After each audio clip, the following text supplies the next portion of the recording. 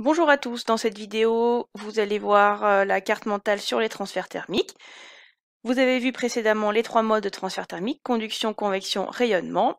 On va les détailler dans la carte mentale, dans le tableau qui se trouve au verso de votre carte mentale. Tout d'abord, le sens des transferts thermiques. Ces transferts thermiques ont toujours lieu du corps chaud vers le corps froid. Commençons par la conduction.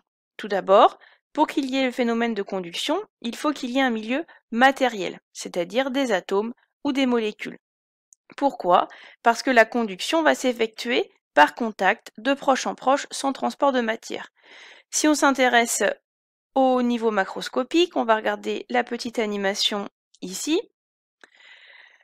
On va dire qu'ici, les petits ronds, c'est les atomes de conducteurs thermiques. Donc ici, ceux qui sont proches de la flamme se mettent à vibrer et ils transmettent leur vibration, leur agitation aux atomes qui leur sont proches et ainsi de suite, jusqu'à ce que tous les atomes du matériau conducteur thermique soient agités et donc soient chauds. Donc, les molécules ou les atomes s'agitent autour de leur position d'équilibre, ils ne se déplacent globalement pas.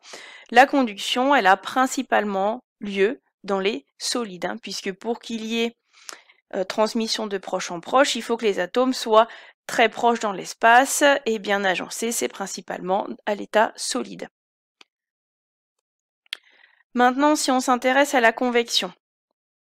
Alors, comme la conduction, pour qu'il y ait phénomène de convection, il faut toujours qu'il y ait un milieu matériel, c'est-à-dire des atomes ou des molécules. L'énergie, cette fois-ci, va plus être transportée de proche en proche par agitation, mais par des mouvements de matière. Donc la convection ne peut pas se faire dans un solide, puisqu'il n'y a pas de mouvement de matière dans un solide, mais elle va se faire dans un liquide ou dans un gaz.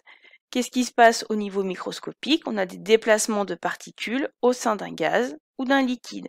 Donc si on voit ici, le fond du bécher est chauffé et on a le liquide violet qui devient chaud et on voit qui monte.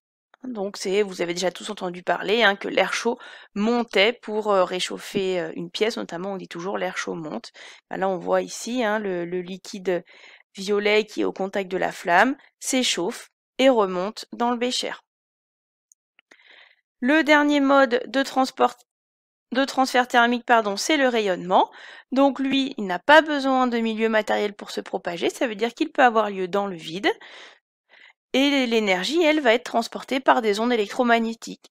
C'est ce qui se passe avec le soleil qui nous réchauffe. Les rayons du soleil, donc les ondes électromagnétiques issues du soleil, traversent une grande partie de vide jusqu'à arriver à l'atmosphère terrestre et donc elles se propagent bien dans le vide. Donc pour le rayonnement, pas de transport de matière.